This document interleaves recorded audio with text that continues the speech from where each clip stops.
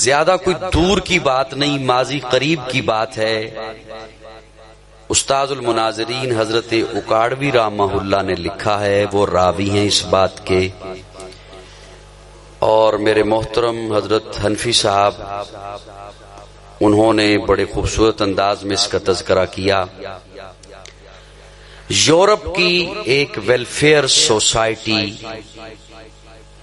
انہوں نے آپس میں بیٹھ کر ایک اجلاس کیا کہ پوری دنیا میں جتنی بھی لڑائیاں ہیں وہ مذہب کے نام پر ہیں، تو کیوں نہ پوری دنیا کو ایک مذہب پر لایا جائے تاکہ لڑائی ختم ہو، جھگڑا ختم ہو، فساد ختم ہو۔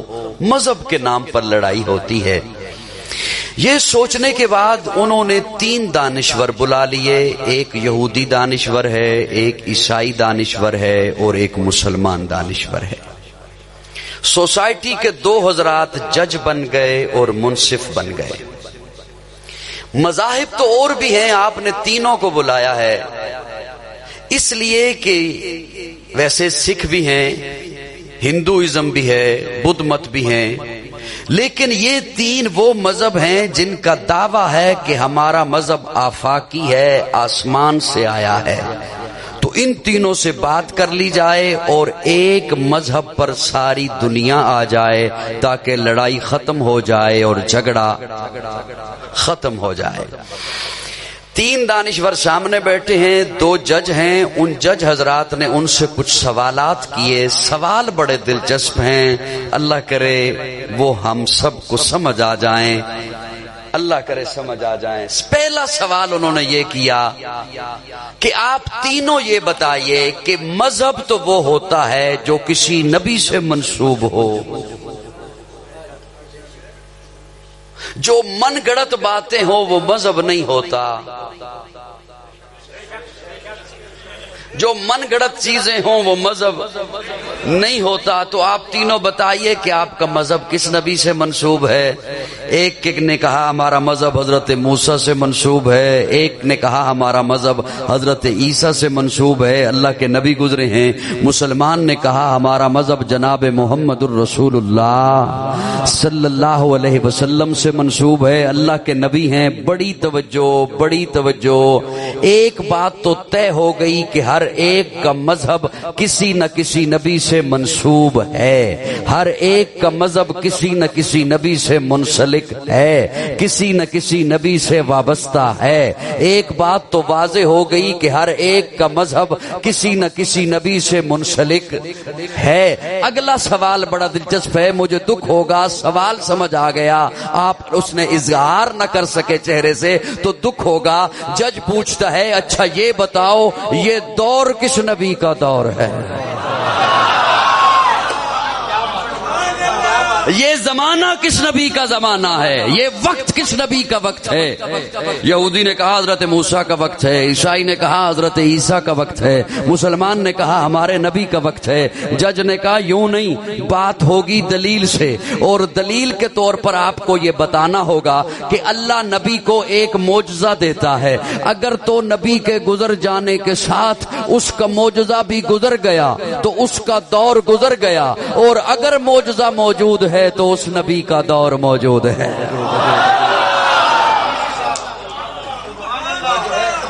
توجہ ہے دوستو، اگر تو نبی کے گزر جانے کے ساتھ اس کا معجزہ گزر گیا تو اس کا دور، اگر حضرت موسیٰ کا ڈنڈا آپ کو مل بھی جائے آپ اس سے کوئی معجزہ نہیں دکھا سکتے، وہ ان تک مخصوص تھا۔ اگر حضرت سلیمان کا تخت آپ کو مل بھی جائے آپ اسے لے کر ہوا کے دوش پہ نہیں جا سکتے، وہ ان تک بات مخصوص تھی۔ اگر حضرت سلیمان کی انگوٹھی آپ کو مل بھی جائے آپ اسے پہن کر درندوں سے، پرندوں سے، چوپاؤں سے باتیں نہیں کر سکتے، وہ ان تک مخصوص تھی۔ اگر تو نبی کے گزر جانے کے ساتھ اس کا معجزہ بھی گزر گیا تو اس کا دور گزر گیا۔ گجرات والوں دکھ ہوگا اگر جملہ سمجھ آ گیا پھر آپ ہضم کر گئے۔ اگر تو نبی کے گزر جانے کے ساتھ اس کا دور، اس کا معجزہ بھی گزر گیا تو اس کا دور گزر گیا، اور اگر معجزہ موجود ہے تو اس نبی کا دور موجود ہے۔ دونوں پہلے دانشور خاموش ہیں۔ مسلمان کی باری آئی تو مسلمان مسلمان سینہ چوڑا کر کے قرآن ہاتھوں میں اٹھا کے کہتا ہے یہ میرے آقا کا وہ معجزہ ہے جو کل بھی معجزہ تھا آج بھی معجزہ ہے.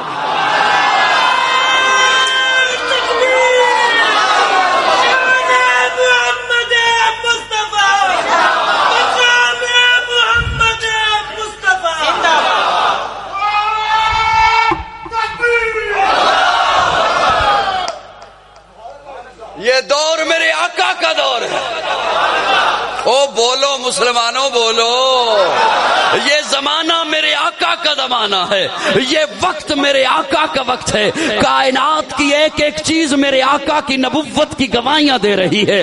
کائنات کی ایک ایک چیز میرے آقا کی نبوت کی دہائیاں دے رہی ہے. کائنات کی قرآن کے پاروں میں تیرے نام کا چرچا ہے. چاند ستاروں میں تیرے نام کا چرچا. گلشن کے ہر ایک رنگ میں گل میں تیری خوشبو.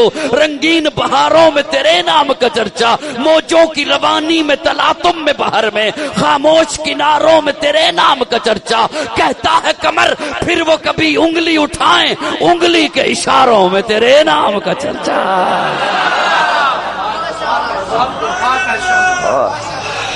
بات سمجھ آئی ہے میری؟ یہ میرے آقا کا وہ معجزہ جو کل بھی معجزہ تھا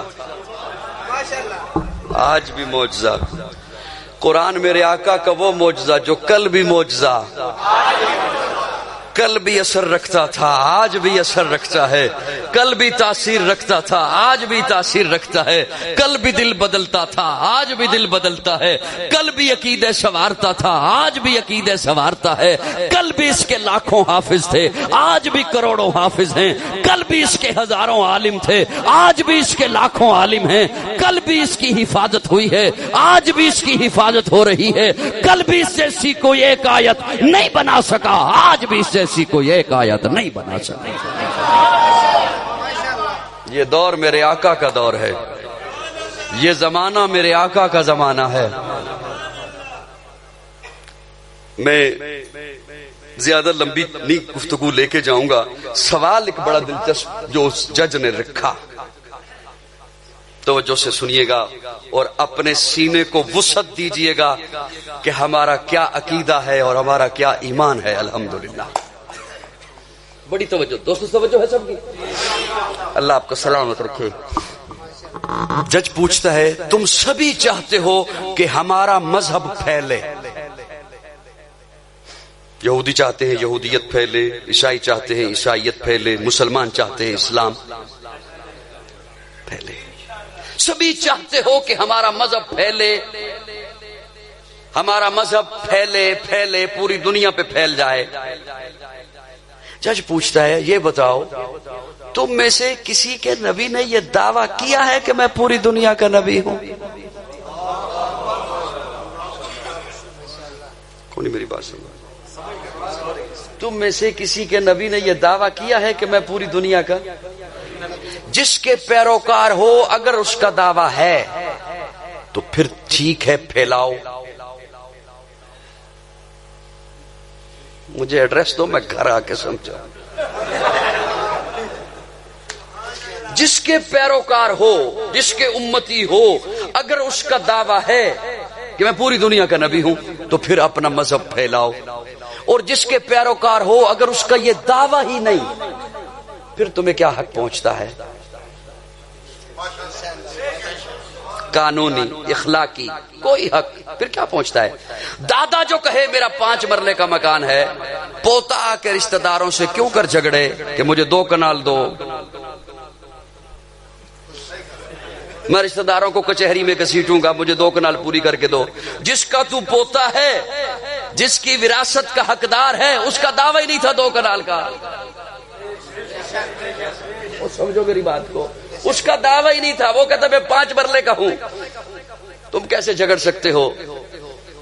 تم میں سے کسی کے نبی نے یہ دعویٰ کیا ہو کہ میں پوری دنیا کا نبی ہوں. دونوں پہلے خاموش ہیں. مسلمان کی باری آئی تو مسلمان قرآن ہاتھوں میں اٹھا کے کہتا ہے وما ارسلناک الا رحمتا للعالمین.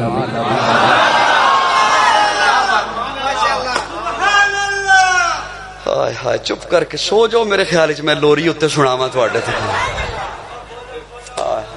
وما ارسلناک الا کافۃ للناس هو الذی ارسل رسولہ بالہدی ودین الحق لیظہرہ علی الدین کلہ وکفی باللہ شہیدا محمد الرسول اللہ والذین معہ اشداء علی الکفار رحماء بینہم. فاران کی چوٹی پہ کھڑے ہو کے آمنہ کے لال نے جو پہلا اعلان کیا، قوم کو مخاطب نہیں کیا، قبیلے کو مخاطب نہیں کیا، مکہ والوں کو مخاطب نہیں کیا، عرب والوں کو مخاطب نہیں کیا، قریشیوں کو مخاطب نہیں کیا، حالانکہ سامنے صرف عرب کے لوگ ہیں، سامنے صرف مکہ کے لوگ ہیں، سامنے صرف قریشی ہیں، سامنے صرف ہاشمی ہیں، سامنے برادری کے لوگ ہیں، سامنے بستی کے لوگ ہیں، سامنے حجاز کے لوگ ہیں. لیکن میرے آقا فرماتے ہیں یا ایھا الناس، جو بھی انسان ہے، بستیوں میں ہے، شہروں میں ہے، صحراؤں میں ہے، جنگلوں میں ہے، یا ایھا الناس، آج ہے آنے والے کل آئے گا، آج ہے آنے والی صدی میں آئے گا، اس خطے میں ہے یا کسی اور خطے میں رہتا ہے، انی رسول اللہ علیکم جمیعا، میں اس کی جانب اللہ کا رسول بن کر آیا.